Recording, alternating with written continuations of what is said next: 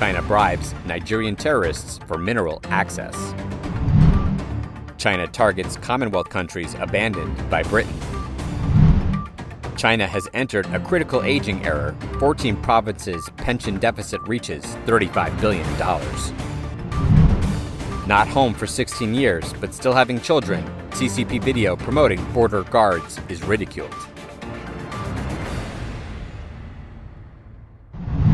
Chinese nationals in the mining sector are funding terrorist groups in parts of Nigeria to secure access to the country's mineral reserves, according to a report by The Times. Beijing can indirectly finance terrorism in Africa's largest economy through bribes and illegal transactions. The report also revealed that some Chinese nationals who worked as miners in Zamfara served several militant groups in the state and other northwestern parts of the country. Chinese companies working in areas of Nigeria where frequent attacks occur have reached security agreements with the insurgents. Attacks against Chinese nationals, including between 100,000 and 200,000 in Nigeria, have occurred regularly in recent years amid the country's many conflicts. Researchers from SBM Intelligence found that these Chinese miners have deeply interacted with the militant groups to such a level that some serve as runners for the Chinese mining bosses. They have taken over parts of northwestern Nigeria, making it the country's bloodiest conflict zone.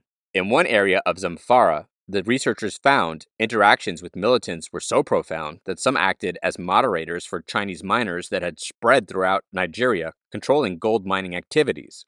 The country has some of the largest gold reserves in the world. Often operating informally in small groups as registered to clearinghouse companies, they speak the local language and can stay for years in remote areas that Western companies consider off-limits. The Times also reported that Chinese mining contractors often smuggle minerals out of the country illegally and are sometimes arrested. The Chinese regime's embassy in Nigeria rejected the Times report, claiming it unverified, unclear, and unproven information.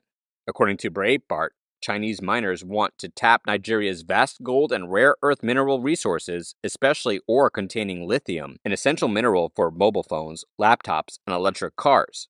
China is Nigeria's largest trading partner, and Beijing has invested in dominating the mining industry there in particular. In 2019, a report by the Nigerian branch of the Mining Industry Transparency Initiative found that China was responsible for 68% of mineral exports out of Nigeria in 2017. Last year, this organization also found that 80% of Nigeria's minerals were shipped to China by 2020.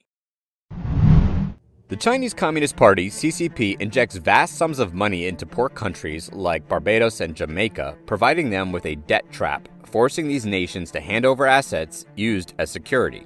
According to the Daily Mail, these assets included ports in key waterways that allowed the CCP to challenge rival superpowers such as the US and India. Commonwealth countries have traditionally been loyal allies of Britain, with memories of imperial domination balanced by deep cultural and historical ties. But decades of neglect have taken a toll. Despite its name, the Office of Foreign Affairs, Federation, and Development have consistently neglected the old empire. As a result, dozens of embassies and missions in Africa, the Pacific, and the Caribbean have closed as the UK government focuses on boosting trade and investment in more promising regions. America's warnings about China's rise have been ignored. China invested more than $850 billion in Commonwealth nations. Most of the Commonwealth, consisting of small and medium-sized states, have grown tired of second-class treatment. They want better infrastructure, ports, airports, power grids, roads, railways, and water and wastewater treatment plants. The international economic system run by the West did not provide for these investments, but China supplies them, built quickly and on seemingly favorable terms. It has invested more than $850 billion, £685 billion in 42 Commonwealth member states since 2005 to increase its power and influence over Commonwealth nations. China's cash carries influence in poor countries getting a rough deal from the rich countries. The spending includes $6.2 billion in 5 Caribbean countries: Barbados, Jamaica, the Bahamas, Antigua and Barbuda, and Trinidad and Tobago. The biggest target is the cash-strapped, crime-ridden island of Jamaica, benefiting from a Chinese investment of up to $2.5 billion. China's advance is underway across the Commonwealth, including in much larger member states in Africa, Asia, and the Pacific. Pakistan, a nuclear-armed country of more than 200 million people and the second most populous member of the Commonwealth, is now one of China's closest allies. China has also actively engaged Nigeria, the third largest country with a population of 213 million. Technological conquest and military influence. In 2019, Guyana, a neighboring Commonwealth country, launched a safe city system in its capital, Georgetown, used equipment designed by Beijing-funded telecom giant Huawei. It includes facial recognition technology used to persecute the Uyghurs and other Muslims in western China. Similar technology is used in Dominica, also a Commonwealth country. These sinister systems are the backbone of China's surveillance state at home. When used abroad, they enable data collection about expats. This data trap is highlighted by M16 boss Richard Moore.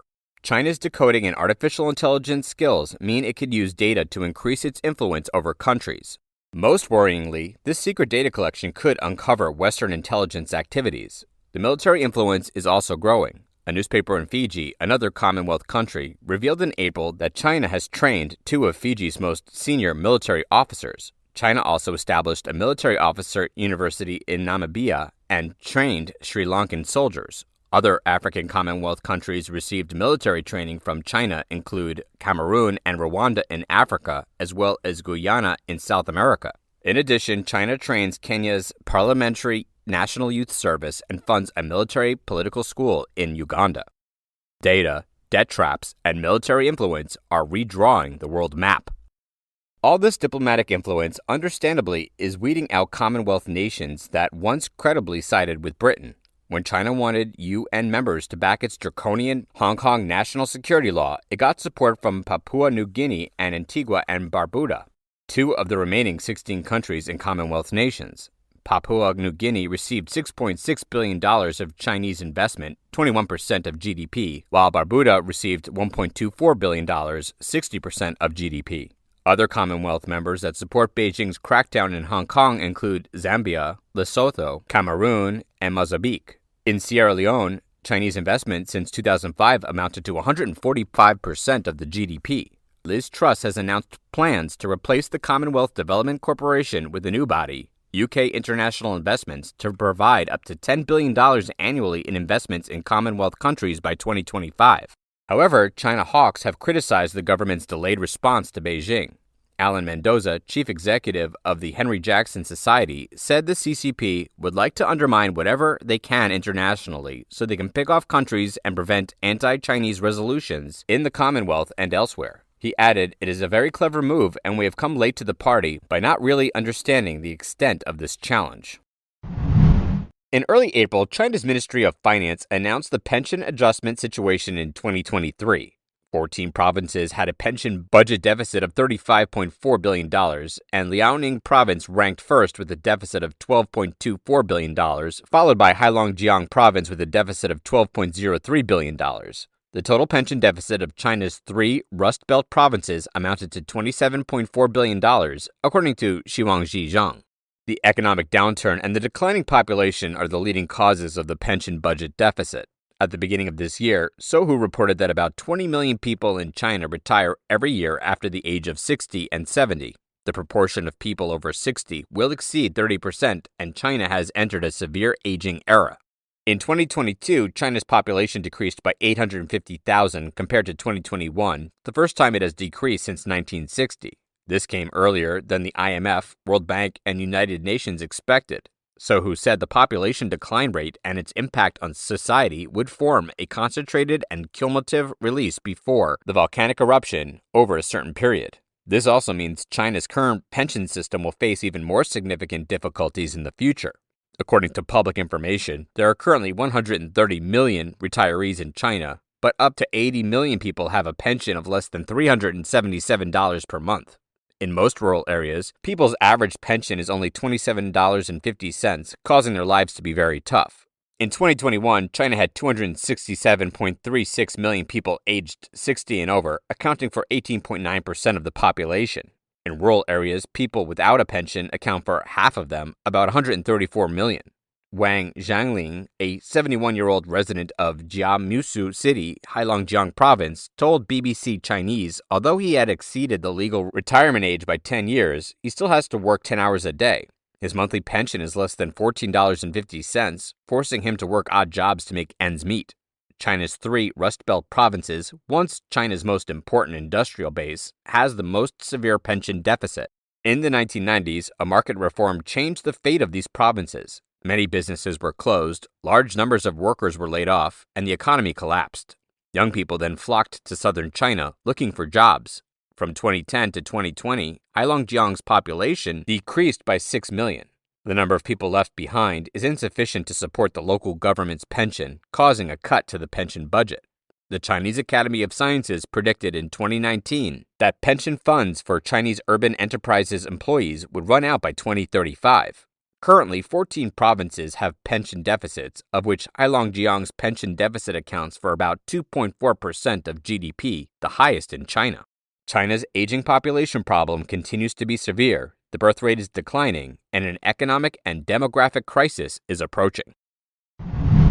A few days ago, the Chinese Communist Party, CCP, officially launched a promotional campaign video with the theme of a border guard who has not returned home for 16 years, in which the guard's wife and son suddenly appear in his barrack. However, some netizens questioned, he hasn't returned home for 16 years, but still has a child? The child is clearly not his. The Weibo account Uncle Raffian Bot recently posted a video about a border guard named Jiang Yuan, who has been on duty for 16 years and hasn't returned home. His teammates wanted to give him a surprise during the Lunar New Year, so they arranged for his wife and son to come to the barrack. Jiang was overjoyed when he saw them. The video has caused lively discussions among netizens. Some of them ridiculed, haven't been home for 16 years? How old is this child? Damn, where did this child come from? If you tell a story, tell a more reasonable one. The child is obviously not his. He's been cheated on. A touching story has been discredited. A netizen explained that he has not been home for Lunar New Year in 16 years, not hasn't been home in 16 years. So the fact that he has a child is understandable.